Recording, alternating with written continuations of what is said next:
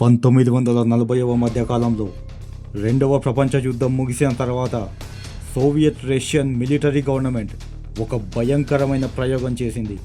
అదేంటంటే నిద్ర లేకుండా ఉండగలిగే సైన్యాన్ని తయారు చేయాలనుకుంది.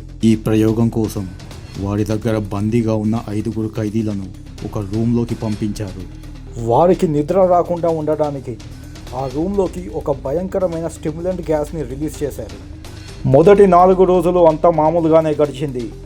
వాళ్ళు మాట్లాడుకోవడం, నవ్వుకోవడం అంతా సాధారణంగా ప్రవర్తించారు. కానీ 5వ రోజు నుండి వారిలో భయంకరమైన మార్పు మొదలైంది. వాళ్ళల్లో వాళ్ళు నిశ్శబ్దంగా మాట్లాడుకోవడం, గోడల మీద ఏవో వింత వాక్యాలు రాయడం మొదలుపెట్టారు. ఆ తర్వాత రోజు ఆ 5గురిలో ఉన్న ఒక వ్యక్తి ఉన్నట్టుండి సడన్గా ఇలా గట్టిగా అరవడం మొదలుపెట్టాడు.